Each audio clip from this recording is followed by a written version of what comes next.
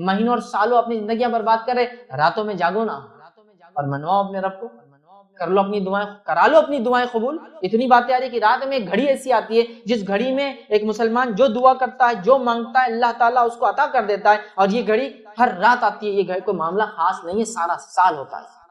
تو کہاں ڈھونڈ رہے ہیں؟ کدھر پریشان ہیں؟ کس سے مانگ رہے ہیں؟ ادھر ہے راستہ، یہ ہے راستہ کہ راتوں میں تہجد کا اہتمام، پھر دعائیں، اور راتوں میں نماز کا اہتمام، پھر دعائیں، اور سجدوں میں دعائیں، اور استغفار، اور کثرت سے دعائیں، اور اللہ کی تسبیحات اور تلاوت قرآن نماز کی شکل میں یا بغیر نماز کے پڑھنے کی شکل، قرأت کی شکل، سمجھ رہے ہیں؟ تو بہرحال ہم کو یہ تمام چیزیں کرنا ہے۔ تو رات میں اگر انسان جاگتا ہے اور تہجد کا اہتمام کرتا ہے تو دلوں کو زندگی ملتی ہے، دلوں کو زندگی ملتی ہے۔ وہ ارادے یا وہ عزم جو پست ہو چکے ہیں ان میں ایک نئی زندگی آتی ہے۔ آپ نے سب کچھ کر لیا دنیاوی اعتبار سے، آپ تھک گئے ہیں، اب رات میں اٹھ کے عبادت کریے، اپنے رب کو راضی کیجیے۔ دیکھیے وہ جو عزم تھے اللہ پورے کر دیتے، وہ جو ارادے تھے اللہ پورے کر دیتے۔ آپ دنیاوی اعتبار سے تھک چکے ہیں، اب اس میں ایک نئی جان اللہ تعالیٰ ڈال۔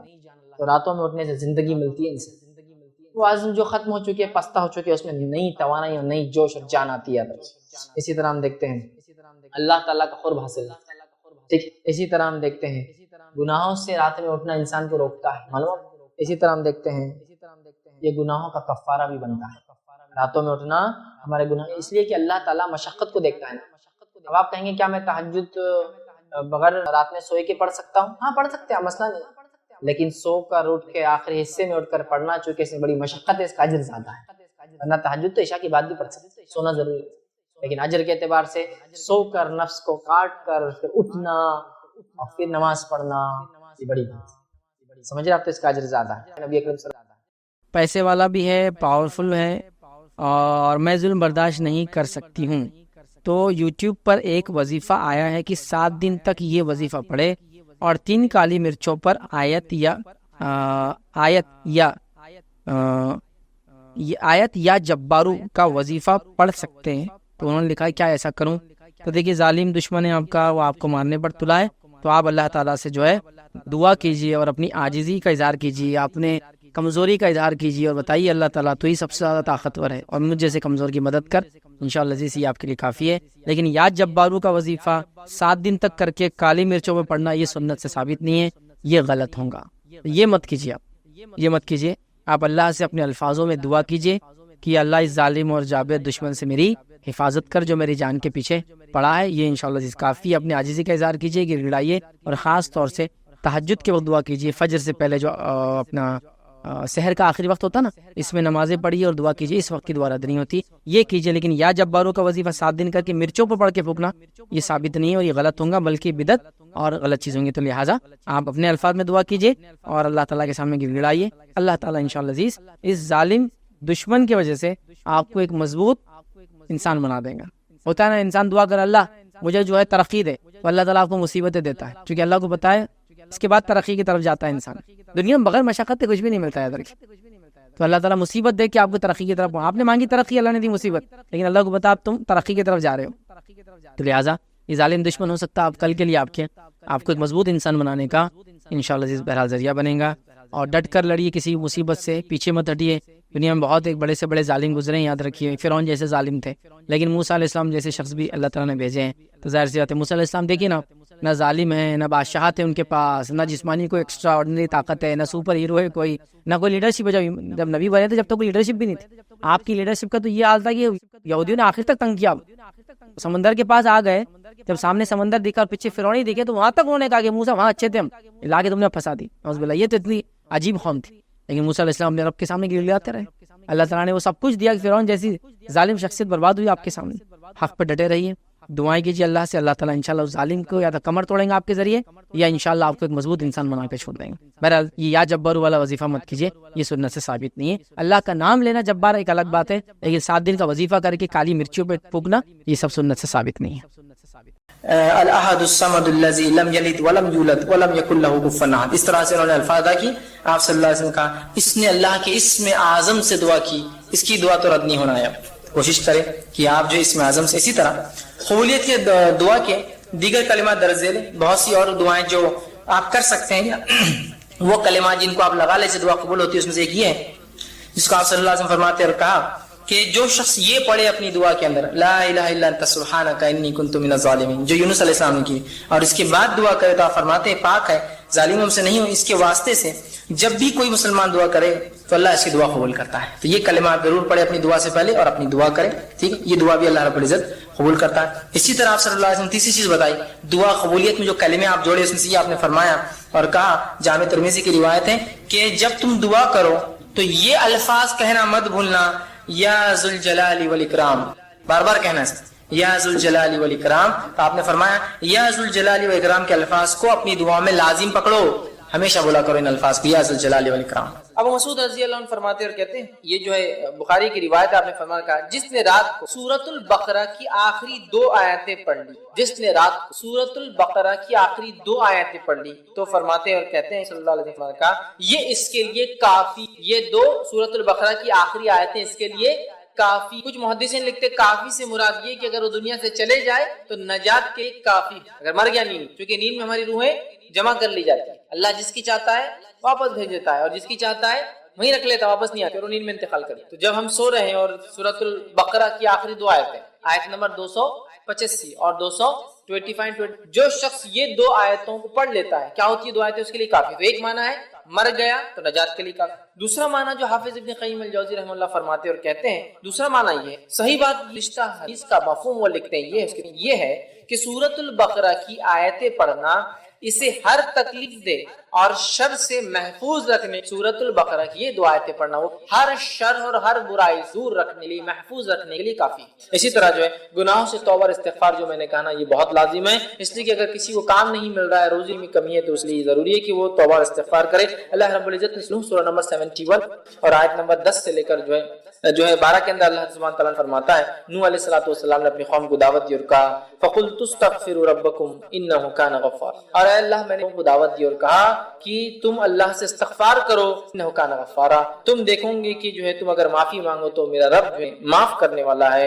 युरसिलिस समा अलैकुम मिदरारा, और तुम पर जो है मूसलाधार बारिश जो है बरसा देगा, व युमदिदकुम बि अम्वालिन व बनीन, और तुम्हारे में इजाफा कर देगा माल में तुम्हारे और तुम्हारे लड़कों में इजाफा कर देगा, व यजअल लकुम जन्नातिन व यजअल लकुम अनहारा, और तुम्हें बेहतरीन बागात अता फरमाएगा और तुम्हें नहरें अता। क्या कहा नूह अलैहिस्सलाम अपनी कौम को, ऐ मेरी कौम इस्तिग़फ़ार कर लो, तौबा कर लो अपने रब से, वो तुम्हें माफ करेगा, आसमान से मूसलाधार बारिश बरसाएगा। क्यों? तुम इस्तिग़फ़ार अगर तौबा करो तो तुमको माल में बढ़ा देगा, लड़कों में बढ़ा देगा और तुम्हें बागात देगा और नहरें जारी कर। तो इसके अंदर अम्वाल माल में बढ़ा देगा, किसको माल में बढ़ाएगा? इस्तिग़फ़ार करने। तो इस्तिग़फ़ार के कई फायदे, एक कंटिन्यूसली 3 आयतों के अंदर आ रहे हैं। क्या क्या फायदे?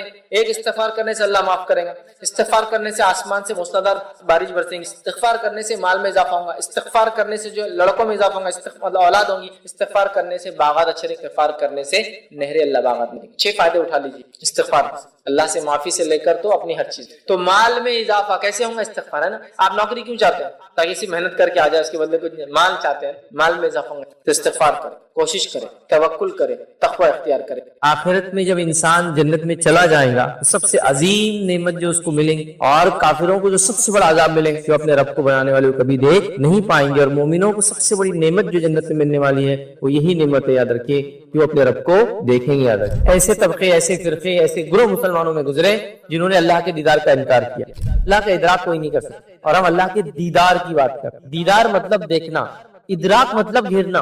जो शख्स अल्लाह के दीदार का दुनिया में मुनकिर है, वो चाहे कोई भी हो, पक्का काफिर है। अल्लाह का दीदार हम दुनिया में क्यों नहीं कर सकते? रसूलुल्लाह सल्लल्लाहु अलैहि वसल्लम ने फरमाया, बेशक अल्लाह ताला सोता नहीं है और ना सोना इसकी शान के लायक है। वो मीजान के पल्लों को झुकाता है और उठाता है। रात के अमाल दिन के अमाल से पहले और दिन के अमाल रात से पहले इसके सामने पेश कर दिए जाते हैं। इसका जो है पर्दा नूर है, और इस पर्दे को खोल दे तो इसके चेहरे के नूर जहां तक पहुंचेगा इसकी मखलूक को जला डालेंगे। क्या फरमाया नबी करीम सल्लल्लाहु अलैहि वसल्लम, तुम में से कोई भी शख्स अल्लाह ताला का दीदार नहीं कर सकता हत्ता कि उसको मौत आ जाए। तो अहले सुन्नत वल जमात में इस मसले में कोई इख्तिलाफ नहीं है कि अल्लाह का दीदार रोज क़यामत मोमिन करने वाले हैं, और हमें भी यही अकीदा रखना चाहिए। इसके बरक्स किसी किस्म के अकीदे में फिस्क और फजूर और गड़बड़ हमने नहीं करना चाहिए। इस मामले में मुहतात और एहतियात करना चाहिए। और दरूद सलाम उसके आखिरी नबी मोहम्मद सल्लल्लाहु अलैहि वसल्लम पर मैं आप सबका इस्तक़बाल इस्लामी तरफ से करता हूँ। अस्सलामु अलैकुम व रहमतुल्लाहि व बरकातहू। अल्हम्दुलिल्लाह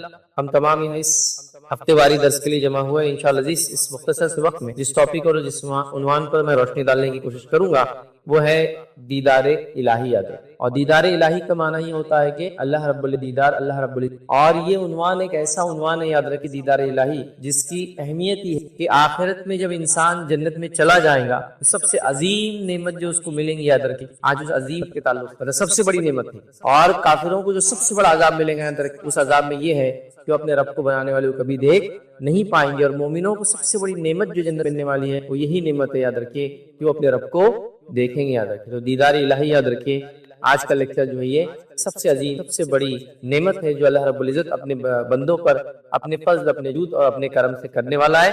اور یہی جس کو کہیں گے آخرت کے اعتبار سے بڑی نعمت ہے اور کافروں کے لیے سب سے بڑا عذاب ہے کہ وہ کبھی نہیں جان سکے ان کے بنانے والا ان کا کریٹر ان کا خالق کون ہے یاد رکھیں. تو لہٰذا اللہ رب العزت کو دنیا میں تو ظاہر سی بات ہے انسان کے لیے دیکھنا ناممکن ہے لیکن یہ نعمت جو ہے انسان کو جو ہے آخرت میں ملیں گی یاد رکھے اس کو بھی ہم کو سمجھنا یاد رکھے. تو یہ آخرت کی نعمت ہے اور اس کا وعدہ اللہ رب العزت نے ہر مومن کے متقی کے کیا ہے جو جنت میں جائیں گا اور وہ پھر اپنے رب کا دیدار کریں گے. آئیے اس کے تعلق سے حدیث دیکھتے ہیں. حدیث یاد رکھیے اس طرح سے کہ صحیح مسلم کی روایت اللہ کے رسول صلی اللہ علیہ وسلم فرماتے اور کہتے ہیں یاد رکھیے اس طرح سے حدیث یاد رکھیے. اور جو ہے صہیب رومی رضی اللہ عنہ اس کے راوی فرماتے ہیں کہ اللہ کے رسول صلی اللہ علیہ وسلم نے فرمایا جب جنت والے جنت میں داخل ہو جائیں گے اور اس وقت اللہ تبارک و تعالیٰ فرمائیں گا تمہیں کوئی چیز چاہیے جو تمہیں مزید عطا کروں. مطلب جنت میں پوچھا جائے گا کیا تمہیں اور دوں چیز جو ہے تمہیں مزید عطا کروں. وہ جواب دیں گے کہ کیا تو نے ہمارے چہرے کو روشن جنتی کہیں گے اللہ تو نے ہمارے چہرے کو کیا روشن نہیں کیا کیا تو نے ہمیں جنت میں داخل نہیں. مطلب یہ لوگ جواب دے رہے کہ اللہ تو نے ہمیں کو روشن مطلب جنتی تو نے ہمیں جنت میں داخل اور دوزخ سے نجات نہیں دی دوزخ سے نجات دی. آپ صلی اللہ علیہ وسلم نے فرمایا چنانچہ اس پر اللہ رب العزت جو پردہ اٹھا دے گا تو انہیں کوئی چیز ایسی عطا نہیں جو انہیں اپنے رب و جل کی دیدار سے زیادہ جب جنتی جنت میں چلے جائیں گے نعمتوں کا فائدہ اٹھائیں گے تب اللہ رب العزت ایک سوال کریں گا کیا تمہیں کچھ اور چیز چاہیے مزید. جنتی کہیں گے اللہ تیرا فضل ہے تو نے چہرے کو روشن کیا مطلب جنتیوں میں رکھا جنت میں ڈالا جہنم کی نجات دیا اب کیا باقی ہے. تو اللہ رب العزت پھر پردہ ہٹا دیا جائے گا اور وہ اپنے رب کو دیکھیں گے. اور اللہ کے رسول صلی اللہ علیہ وسلم فرماتے ہوئے کہتے ہیں اور اللہ رب العزت کے دیدار سے زیادہ مطلب یہ سب سے محبوب چیز ہوگی یاد رکھیں. اس کا مطلب وہ جنت سے بڑی نعمت یہی ہے اور جہنم کا سب سے بڑا عذاب بھی یہی ہے. جنتیوں کی مطلب یہ کہ اپنے رب کو پیدا کرنے والے کو دیکھ پائیں گے اور جہنم کا سب سے بڑا عذاب یہ اپنے خالق کو کبھی دیکھ نہیں پائیں گے یاد رکھیے. تو یہ بڑی اہم چیز ہے. اور اس کے بعد اللہ کے رسول صلی اللہ علیہ وسلم نے سورہ یونس کی آیت نمبر 26 کا ایک حصہ تلاوت کیا اور فرمایا اور کہا للذین احسنوا الحسنى وزیادہ. اللہ کے رسول نے آیت کا حصہ پڑھا اور فرمایا جن لوگوں نے بھلائی کی ان کے لیے خوبصورت جزا ہے مطلب بدلہ ہے اور مزید ان کے لیے ہے مزید اس کا معنی اور مفسرین نے اور محدثین نے لیا مزید ان کے لیے دیدار الہی جو انہوں نے کیا اس کا خوبصورت بدلہ ہے اور جو انہوں نے کیا اس کا مزید اضافے میں دیدار الہی. اور وہ حدیث صحیح کہ نعمت ملیں گی اللہ سوال کریں گا پھر اپنا دیدار کروائیں گا اور یہ سب سے بڑی نعمت ہے. اور یہ زیادہ ہے جنت میں جانا یہی سب سے بڑی نعمت انسان کے لیے مطلب جہنم سے نجات اور زیادہ ان کو دیا جائے گا اور زیادہ سے مراد اللہ رب العزت کا دیدار ہے یاد رکھیں. تو لہٰذا اللہ رب العزت کا دیدار یاد رکھیں یہ بڑی عظیم نعمت ہے. اس عظیم نعمت کو حاصل کرنے کے لیے انسان کو جد و جہد اور کوشش کرنا پڑے گی. سب سے پہلے تو چاہے وہ جس درجے کا بھی ہو کیونکہ ایمان والا ہی جنت میں جائے گا. مشرک اور کافر جنت میں کبھی نہیں داخل ہوں گے. جب کبھی داخل نہیں ہوں گے تو کبھی رب کو دیکھ بھی نہیں پائیں گے. تو لہٰذا یہ کنڈیشن ہے. بہرحال آج ہمارا ٹاپک یہ نہیں ہے کہ کون کون سے اعمال کی وجہ سے دیدار الہی ہو سکتا ہے لیکن بیسک کرائٹیریا اور کنڈیشن تو یہ ہے کہ ایمان والا کفر کی حالت میں نہ اور پھر وہ اعمال کرے جن اعمالوں کے ذریعے انسان جنت میں جاتا ہے ان اعمال سے میں جاتا ہے اور پھر خواہش رکھی دیدار کرنے کی اللہ کی تمام چیزیں مل کر پھر ایک مومن بندہ اللہ کا دیدار. ٹھیک ہے تو لہٰذا یہ ہم نے دیکھا. اب آئیے دیدار الہی کے تعلق سے کچھ باتیں ہم دیکھتے ہیں حدیث کی جو قرآن میں اور ساتھ میں جو ہے آج کے ٹاپک کو ہم دو حصوں ڈیل کریں گے یا دو حصوں میں بانٹیں گے. پہلا دیدار الہی کے تعلق سے ہم دیکھیں گے قیامت کے دن اللہ کا دیدار برحق ہے یہ ہونے والا ہے. اور دوسرا ٹاپک دیکھیں گے کہ دنیا میں اللہ کو کیوں کوئی نہیں دیکھتا. ٹھیک ہے یہ دونوں باتوں کو ایک ساتھ دیں گے تاکہ ساری ایک ساتھ ہو جاتی ہے. تو آئیے سب سے پہلے دیدار الہی اللہ کا دیدار حق ہے. یہ بات میں اس لیے کہہ رہا ہوں کہ ایسے طبقے ایسے فرقے ایسے گروہ مسلمان گزرے جنہوں نے اللہ کے دیدار کا انکار کیا جس میں سب سے پہلے جو ہے معتزلہ یہ وہ فرقہ یاد رکھیں دیدار الہی کا انکار کیا اور قرآن کو سنت کے بغیر یا منمانی تشریحات سے انہوں نے قبول کیا یاد رکھا. اور یہ فرقہ عروج پہ تھا خاص طور سے جب امام احمد بن حنبل رحمہ اللہ حیات تھے اور ان کے حیات میں یہ سیاسی طاقت بن کیونکہ اس زمانے کے جو خلیفہ تھا اس نے جو ہے اہل سنت والجماعت کو چھوڑ کر یاد رکھی میں ہو جا کر شامل ہو گیا تھا.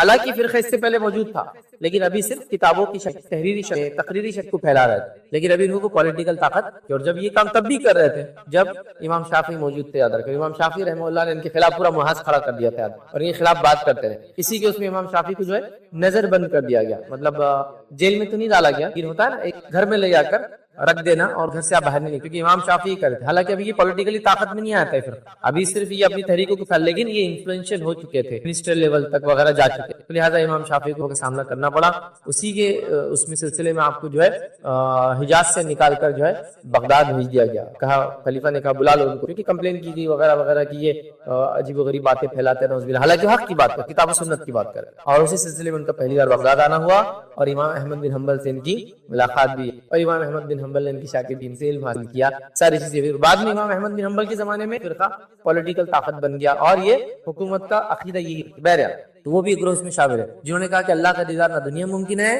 نہ آخرت، اور عجیب و غریب دلائل، لیکن اللہ کا دیدار برحق ہے کیونکہ یہ واضح دلائل سے، اور خاص طور سے بخاری اور مسلم کی روایت ثابت ہے جس کے اندر کس طبقے کو انکار نہیں، انہوں نے بھی انکار کیا لیکن تعویلات کی ان باتوں، منمانی تشریحات کی، بہرحال یہ چیز ثابت ہے، تو لہٰذا ہم کو عقیدہ رکھنا چاہیے۔ آئیے چند بات کے چند دلائل دیکھتے ہیں کہ دیدار الہی، اللہ کا دیدار کیسے حق ہے۔ پہلی دلیل اس کے لیے ہم دیکھیں گے اللہ رب العزت کا فرمان کہ اللہ کو لوگ دیکھیں گے، اللہ سبحانہ تعالیٰ فرماتا کہتا ہے سورہ قیامت سورہ نمبر 75 اور اس کی آیت نمبر 22 اور 23 میں اللہ فرماتا کہتا ہے وجوہ یومئذ ناظرہ الی ربہا ناظرہ، اللہ فرماتا کہتا ہے اس روز جنتیوں کے چہرے جو ہے گفتہ تر و تازہ ہوں گے اور بار رونق ہوں، اللہ فرماتا کہتا ہے اور بار رونق ہوں گے اور دیدار الہی سے مشرف ہوں گے۔ اس دن مومنوں کے چہرے ایک دم جس کو ہم کہتے ہیں تر و تازہ ہوں گے، اور تر و تازہ کے ساتھ ساتھ یاد رکھیے رونق دار ہوں گے، اور وہ اللہ رب العزت فرماتا ہے دیدار الہی سے مشرف ہوں گے۔ تو یہ قرآن کی یاد رکھیے دلیل ہے کہ مومن اللہ کا دیدار کریں گے، یاد رکھیں۔ اسی کے ساتھ ساتھ یاد رکھیں صحیح بخاری کی روایت ہے، یہ بھی دلیل ہے جس میں عدی بن حاتم رضی اللہ عنہ یہ کہتے ہیں کہ نبی اکرم صلی اللہ علیہ وسلم فرمایا کہا کہ آپ سب سے عنقریب